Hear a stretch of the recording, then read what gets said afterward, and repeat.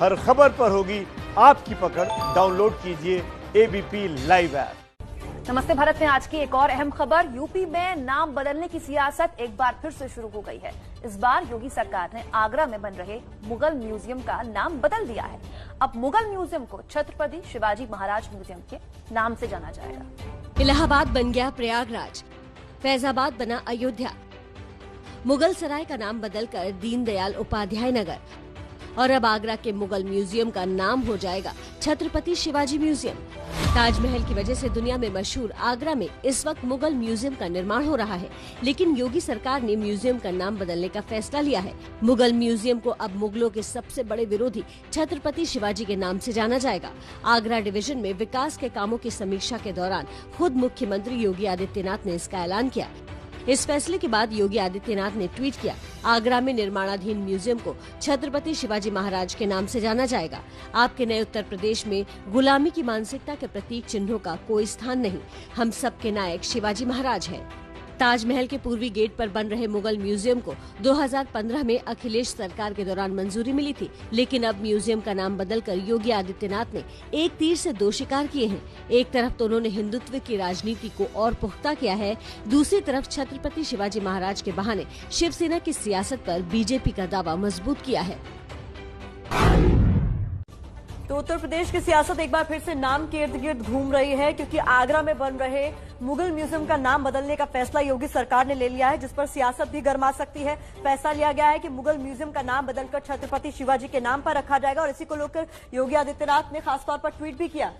योगी आदित्यनाथ ने आगरा मंडल की बैठक के बाद एक ट्वीट किया। उसमें बताया कि आगरा में निर्माणाधीन म्यूजियम को छत्रपति शिवाजी महाराज के नाम से जाना जाएगा।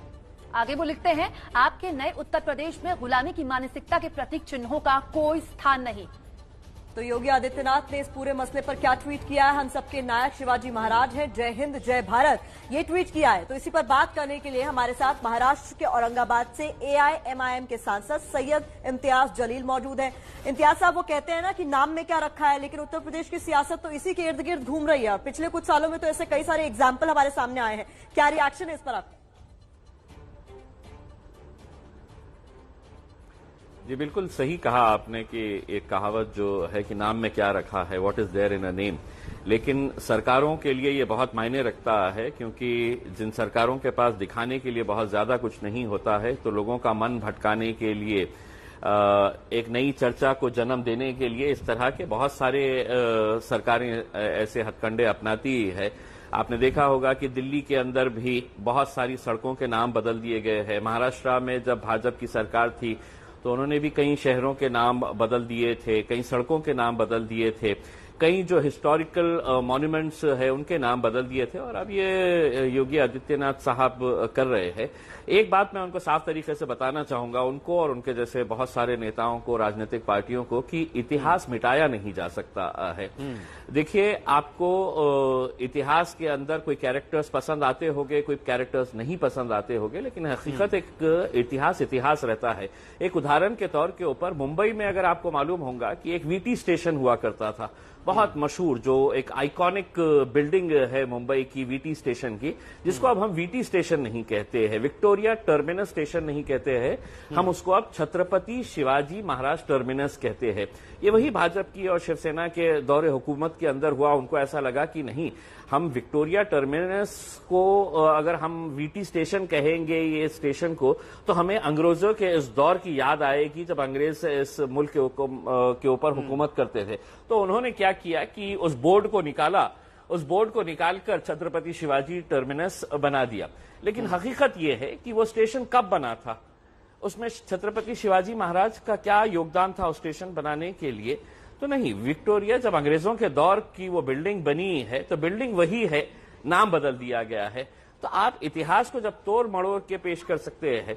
और दूसरी बात यह है कि छत्रपति शिवाजी महाराज के बारे में ये बताया गया है, बचपन से ही हमको ये सिखाया गया है, किताबों के अंदर तक ये दिखाया गया है कि छत्रपति शिवाजी महाराज कैसे एक एंटी हिंदू थे, जबकि हकीकत एंटी मुसलमान थे, जबकि हकीकत ये है कि छत्रपति शिवाजी महाराज के जितने भी ट्रस्टेड सिपह सालार थे, जितने भी उनके करीब का जो एक ग्रुप हुआ करता, उस सत्ता के खिलाफ थे जो देश को गुलाम बनाना चाहती थी। वो वहां पर जरूरी नहीं मुगल होते हो, कोई और भी होते जी तब भी मैं आपको शिवाजी महाराज लेकिन यही एक जहनियत, लेकिन देखिए एक जहनियत जो बनाई गई थी, मुसलमानों को ऐसा लगता था कि अरे छत्रपति शिवाजी महाराज मतलब ये हिंदुओं के कोई बड़े ये है करके, जबकि हकीकत ये थी कि मुसलमान भी छत्रपति शिवाजी महाराज के उतने ही करीब थे और छत्रपति शिवाजी महाराज खुद मुसलमानों को बहुत करीब से लेकर चलते थे। लेकिन एक तरीके से उसको तोड़ मरोड़ कर पेश किया गया था। लेकिन जो हिस्ट्री जानते हैं वो हिस्ट्री को अच्छी तरह से समझते हैं। आपने इतिहास की बात की और कहा कि इतिहास बदला नहीं जान सकता, और मैं मानती हूं कि इतिहास में पिक एंड चूज भी नहीं हो सकता। अगर हमारी साझी विरासत मुगल है तो छत्रपति शिवाजी महाराज भी हैं और यही हमारी गंगा जमनी तहजीब है, क्या दिक्कत? जी बिल्कुल, ये तो महज एक इत्तेफाक है कि आज ये नाम के ताल्लुक से जो आगरा में बन रहा है, जो मुगलों के नाम से रखा जा रहा था, और छत्रपति शिवाजी महाराज, और मैं यहां पर बैठा हूं तो मैं उस राज्य से आता हूं जहां दोनों का ताल्लुक है। कि मैं जिस कॉन्स्टिट्यूएंसी से आता हूं, औरंगजेब रहमतुल्लाह अलैह की जो खबर है वो वहीं पर है, मजार जो है औरंगाबाद के अंदर ही है। एक सादा सा एक खबर है कि वहां पर जाएंगे आप तो आपको एहसास ही नहीं होगा कि ये मुगलों का कभी बादशाह हुआ करता था। इस खबर के ऊपर ऐसा नहीं है कि बहुत आलीशान उनके लिए कोई एक मजार बनाई गई है या महल तैयार किया गया है कि यहाँ पर औरंगजेब साहब दफन किए गए थे। और छत्रपति शिवाजी महाराज भी, अगर मजार कितनी भी छोटी या बड़ी हो, इतिहास में औरंगजेब हैं, उन्हें कोई मिटा नहीं सकता, ठीक वैसे ही जैसे शिवाजी महाराज हैं। वक्त एक ब्रेक।